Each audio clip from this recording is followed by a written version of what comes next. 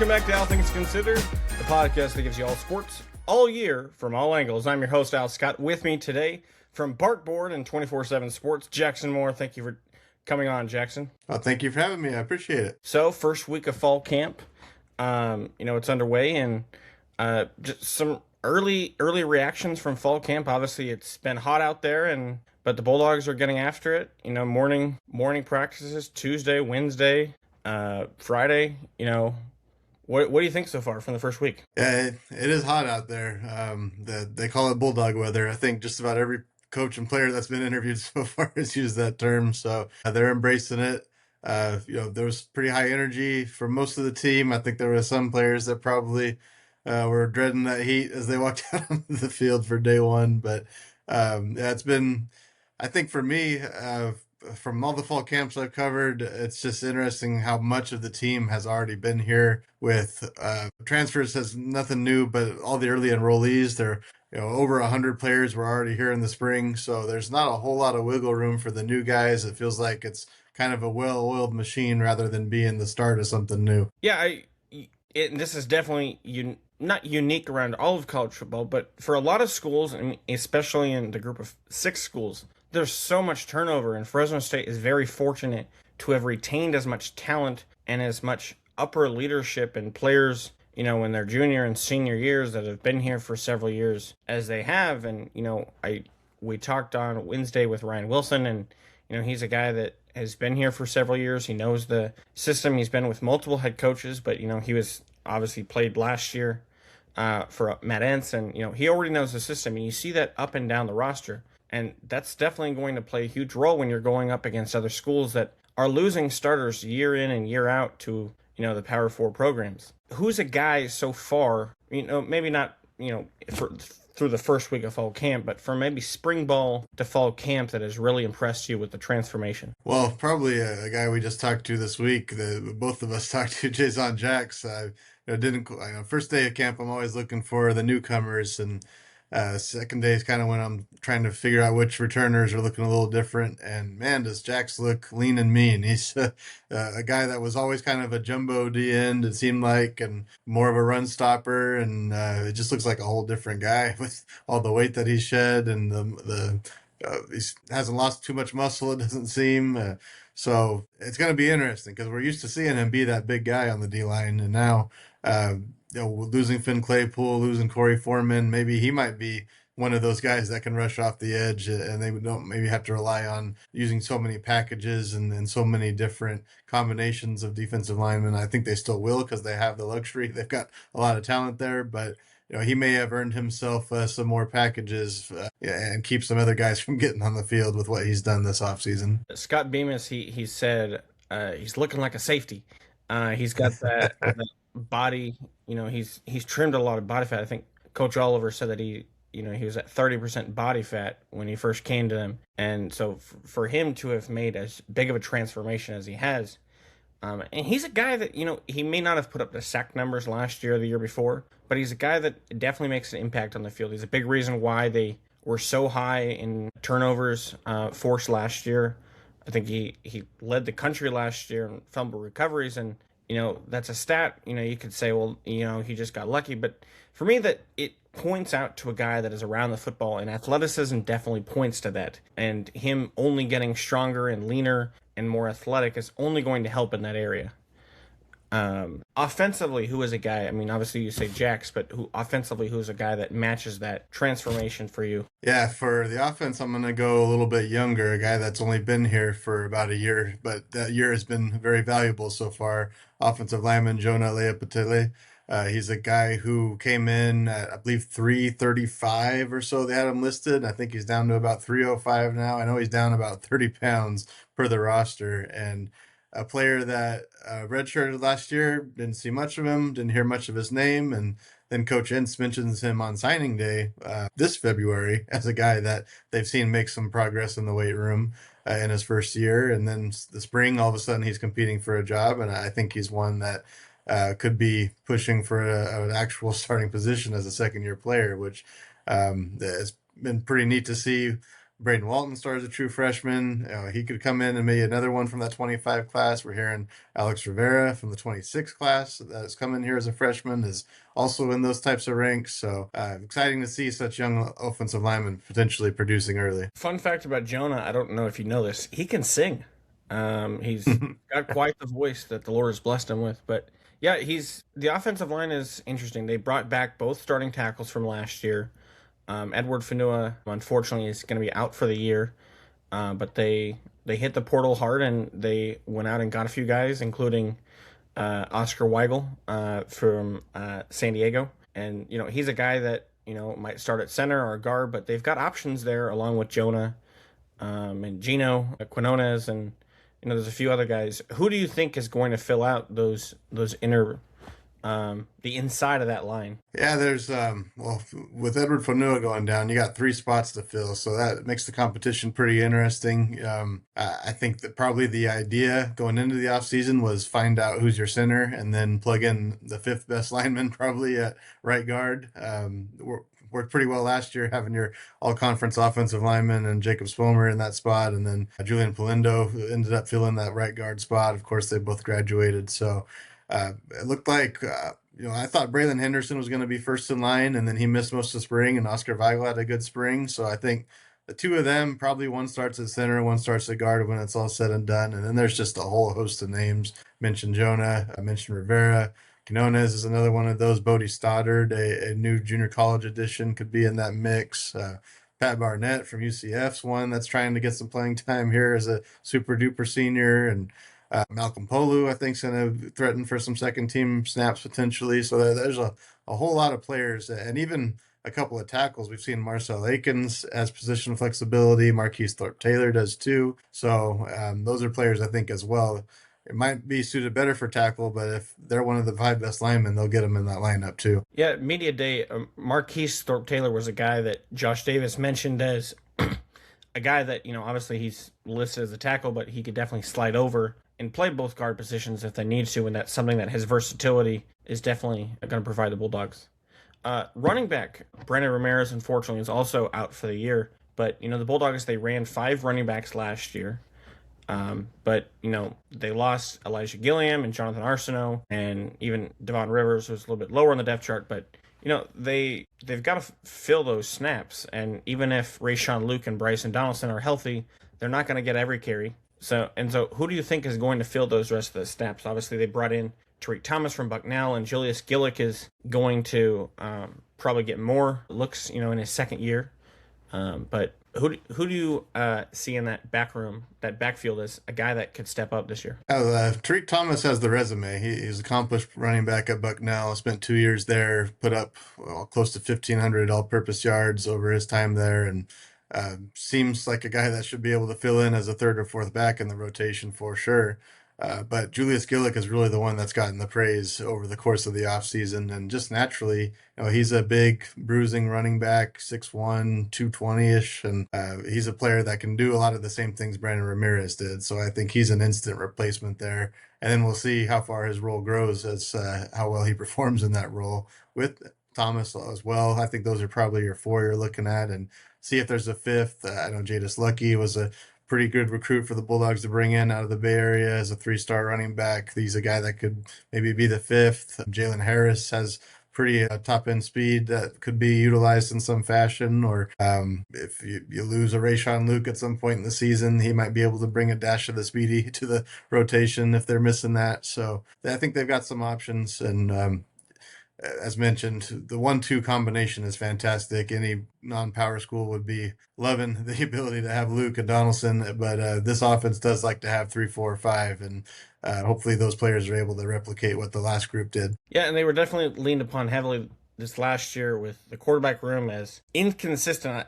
I wouldn't say incompetent, but I would say inconsistent last year in terms of performance. This year, it's a whole host of inexperience, but they've sort of zeroed in on 2 guys for that starting job that they're hoping to have an idea of the middle of August, between the Jaden Mandal, the local guy, and obviously Christian Martin from Maryland. From this point in the offseason, where do you stand between Jaden and Christian, and who would you lean towards as quarterback, and maybe what are you looking at? What do you think that Josh Davis and Entz are looking at in regards to making that decision? Yeah, I think at the end of spring, there was no clear front runner as far as conjecture from the coaching staff. It did seem like, at least rep wise, Martin was out first, Mandel was out second, kind of 1A, 1B, it looked like at the time. I think it kind of enters fall camp that way too. I think Martin checks most of the boxes that Fresno State's looking for, but the biggest box that's going to determine this thing is what happens in high pressure scenarios, or just consistency overall. As you use the word inconsistency, EJ Warner threw way too many interceptions last year, and it wasn't necessarily because he was in a panicked situation. There was just, he'd make a smart play on third and medium or third and long, but then throw the pick on first down sometimes. So I think just the goal here for Coach Inns, for Coach Davis, and what they're seeing from Martin is just to simulate as much of it as they can and see if he crumbles or if he can stay from turning the ball over. I think Mandel is he's there in the competition as well, and if he's the guy that produces more over the course of the closed 11 on 11 that we don't get to see too much of, he could very well be the guy too. So Martin's got the leg up, I would say, but it's going to come down to performance, and it could very well flip the other way. Yeah, I would say I too would give Martin the leg up, not necessarily because of any skill attributes. I just think that his size gives him an advantage, both in that and the athleticism. But I wouldn't put out Jaden, and I would say that his experience is not something to be lost on, and I think that he knows this locker room.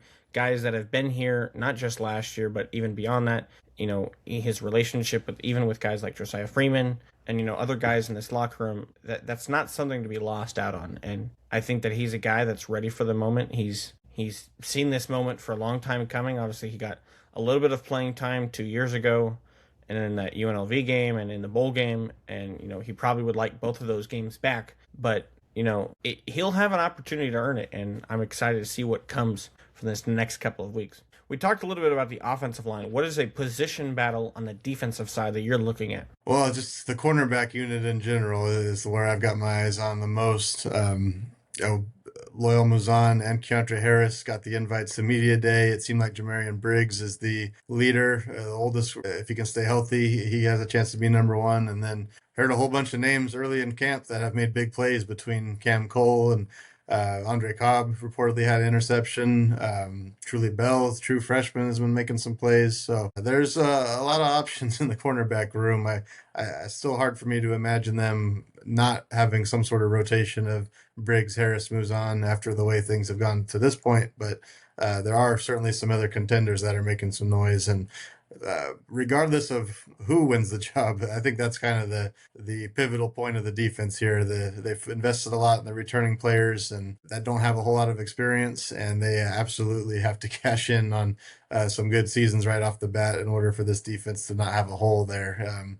Good defenses can get hit pretty hard if you don't have good cornerback. So that's just one of those spots you keep your fingers crossed till the lights turn on. Yeah, it's an interesting position because it's a lot of, I don't want to say new faces, but it's guys that have been with the program. They just haven't seen a lot of playing time, at least not on defense. Even Keontre Harris, he saw a lot of the field last year on special teams, but when you have a guy like Elzillian Hamilton and Jakari Embry, they're gonna play 90, 95, 99% of the snaps out there. And so there isn't really a lot of playing time to get on the field. And so for them, this fall camp, and you saw during spring ball, I would agree that at least at the beginning of the season, it's not going to be one or two guys just for the rest of the way. It's going to be some opportunities to both to gain and lose trust for that spot. Position I'm looking at right now is linebacker. Obviously, Kavion Thunderbird's probably locked up one of those two spots, but beyond that, I think Titus Kajabi and Logan Stute would be an interesting battle. I would give the edge right now to Titus just based on how much he played last year, but I think that's two local guys, two guys that have been in the system now a few years, and are going to have an opportunity to step up and replace some of that tackling and leadership ability that Jaden Pearson gave the Bulldogs last year, and then he graduated. Now he's playing in the CFL. Good for him. But yeah, what are your thoughts on that position and maybe what Logan and Titus can bring to that linebacker room? Yeah, it was promising to see how well Thunderbird did. he came in without any experience even as a transfer, and he was strong right off the bat. And then when he went down, Kajabi just picked up the slack, and there was defense didn't skip a beat, but they did play the exact same spot, and Pearson was more the guy out in space. And so you wondered, can Thunderbird and Kajabi coexist? Could they? They kind of have to share their linebacker spot, and seems like in the spring they didn't have any issue putting the two of them on the field together. But I do think Logan Stute can cover some more ground as well. Might be a little closer to the type of athlete that Pearson is, but I just think that the proven ability we've seen from Thunderbird and Kajabi, I think they probably lead the charge until they see a reason not to. Stu did, he got close to about 20 snaps per game towards the end of the year, so he did get some experience as well, and he will have a role whether it's as a starter or not. And then we talked about the corners, but in the safety position, that's obviously they lost Cameron Braca, but that's another position that is. I mean, it seems up and down this defense where you've got 6, 8, 9 guys that are competing for one spot. I mean, Ryan Wilson today said it. We're 3 deep at both positions right now, and they brought in transfers. The Taylor Powell is a guy that really intrigues me. I think his athleticism, his high energy, his size, and he's 6'4". He towers over guys. He can see the whole field. He's a guy that excites me. But Ethan Tierney, Ryan Wilson, R.J. Reagan. There's a lot of guys in that safety room that are going to be having a chance to make an impact, and that's another position that I think when you look at what made this Bulldog defense so special last year, that secondary, they can make a lot of impact, and I think that's an area that the Bulldogs are definitely going to have to lean on again in that secondary, especially in the safety position. Yeah, the depth is really intriguing. As mentioned, you've got Taylor Powell coming in, who had some starts at NIU. You've got R.J. Regan, who's been in the program for a while, and you've got Jaden Carrillo, who had the big special teams play last season. They've had quite a bit of them. He's been right in that mix. There's about you got 6 safeties that you feel are probably could play. I think you still want Ryan Wilson and Ethan Tierney to start, but out of those other 4, someone's going to be like the 3rd safety and play a lot, and someone's going to be the 6th safety and probably not play much. So that's a very intriguing battle to me, even though it's not going to reflect in the starting lineup, I don't think, but it says a lot about the depth, and it could be very critical if the safety goes down. We saw last year Ryan Wilson was not on the depth chart at all to start the season, and he was starting by October. So things can change very rapidly at the position. For sure. Moving on to special teams, at the kicker position, they brought in a transfer, Manaki Watanabe, who had an incredible year last year and appears to have the runaway for the spot at kicker. But at punter, they have an interesting situation where have their starting punter from the last 2 years, back at, they're both healthy, they're both ready to go. Have you heard anything about maybe who's got the upper leg, so to speak? Yeah, not yet. I mean, Nick Verdugo started last year. You feel like that gives him a little bit of a leg up with Clayton Lawrence coming off the injury and such an extended period of time that he's missed. But the last time they did compete 2 years ago, and it was all fair, Lawrence was the guy that was named the starter. So also, the 2 very different athletes. You've got kind of a scrappy American punter and an Australian punter. They both do a little bit different. I wouldn't be surprised if Coach Baxter schemed up a little something for both, but that is going to be a big one to see who ends up getting the full-time job, most of the punts.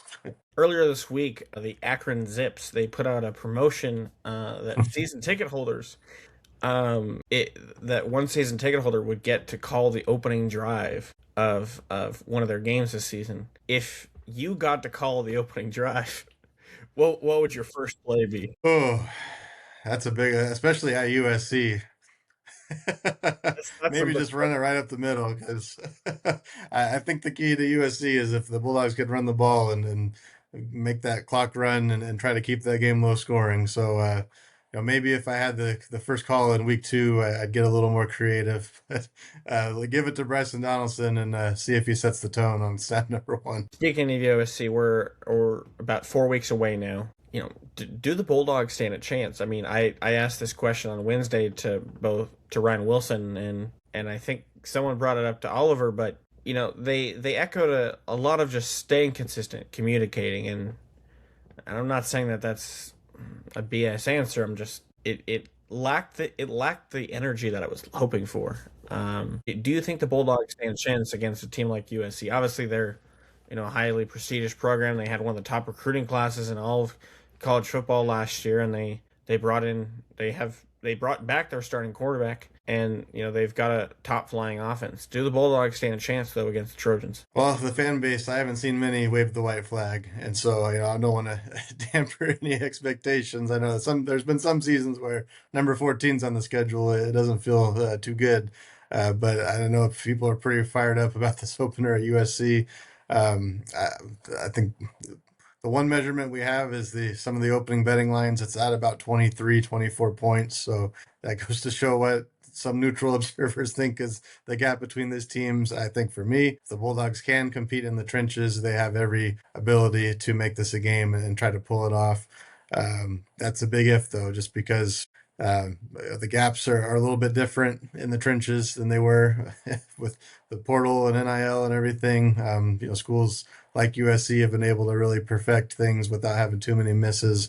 I think just in general, they've got a pretty high flying offense. It's not anything what the Bulldogs face in 2022. That will be more manageable, at least. It's not Caleb Williams and all those guys out there, so should be more manageable for Coach Benedetto's defense. But the Bulldogs got to run the ball. If this is a game where Christian Martin or Jaden Mandel has to be the hero, that's not a good spot for the Bulldogs to be in. They got to run the ball, and that's the what if.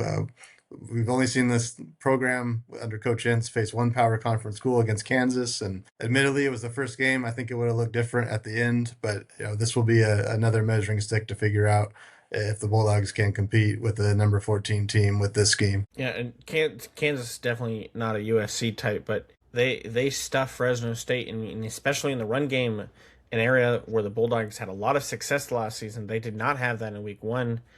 And, if you look at where they were successful last season, it was in rushing the football. And I think if Fresno State, as you mentioned, if they're going to win this game, it's not going to be because of Christian Martin or Jaden Mandel. I think also they have to keep the game low scoring. I think if USC is scoring 3, 4, 5 touchdowns, I think that's going to be probably out of the realm of reach for them. I think that the best way to stay in the game and best way to win the game is, win it with your defense. Win it with that top 25 defense that they had last year and, force some turnovers. I think that having a guy like Jax, and, Martin Owosu, Dijon Lafitte, let the front seven make something happen, force a fumble here or there, attack Jaden Mayava. And I think that, they can cause trouble and make the secondary, give them a chance to make a play or two. But yeah, I'm with you. I wouldn't quite say they're going to get blown out, but I think that USC definitely has an advantage. I would say that it would be a win for Fresno State, so on to speak, if they can keep it within a touchdown or two. Not that that would be a win per se, but that give them confidence going into the rest of non-conference and into conference play, that if they can compete with a team like USC, there's no one else in their schedule that is too big to beat. Yeah. Looking ahead of the rest of the camp, what is something that you're looking forward to watching? Certainly the quarterback competition. We'll see how that plays out. We're less than 3 weeks away, I guess, from now from finding out who the starter is going to be. I'm just happy. They did it last year. They're going to do it again this year. They're not going to play any games or keep any secrets. We're going to find out who that quarterback is, so that'll be nice. Again, looking forward to see how the whole line shakes out. It's, again, 3 spots up for grabs in the interior line. It could be very interesting. Those dominoes could fall at separate times during August as guys claim their spots. I'm really interested to see the receiver room. There's so many guys back. I would like to see maybe if they could pin down 3 or 4 that really stand out. But if it's 6 or 7, again, kind of wait and see during the season who maybe commands reps and targets, or if it shrinks at all. And of course, the cornerback competition, as we mentioned. I think we're going to see 3 cornerbacks play, and I think that 4th job's really up for grabs as well. Coach J.D. Williams has played 4 corners in seasons before, so as much continuity as there is, there's still some pretty big questions still to answer. So there's still a lot to follow along with here. Well, definitely, and thank you, Jackson, for joining us, and stay tuned to next week of All Things Considered.